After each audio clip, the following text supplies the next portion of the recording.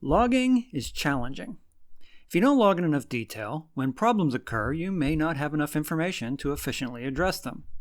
However, logging everything makes the logs massive and difficult to manage. A long-used approach to improve this situation is to define levels of logging, such as debug, info, warning, and error. Then, for example, disable the debug and info levels in production so only warnings and errors are logged. In development and testing, all levels are logged to make development and testing easier.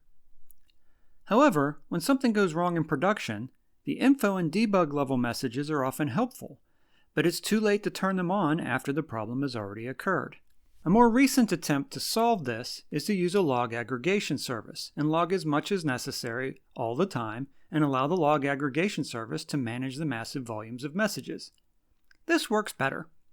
But log aggregation services don't magically solve the problem of scale, and busy systems can require large and complex log aggregation systems. Additionally, testing and debugging benefits little from either of these methods.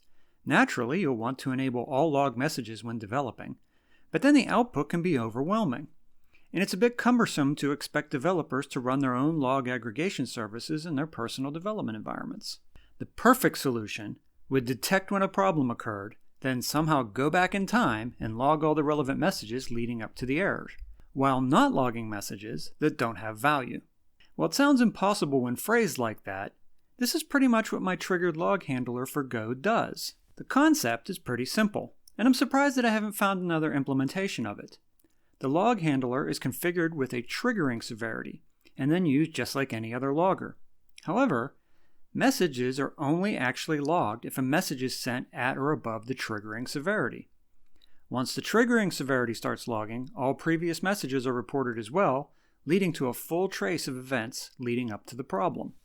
This is easiest to use in the context of a request-response process flow, like a web service. However, there's no reason it can't be used anywhere that operations can be broken down into discrete tasks. Simply generate a task ID by whatever method you prefer. I like to generate UUIDs, but that's hardly the only option. Then create a new triggered log handler with that ID and a triggering level. Then just log to the logger as you normally would. I've released this under an MIT license to make it available to everyone. Try it out and let me know what you think.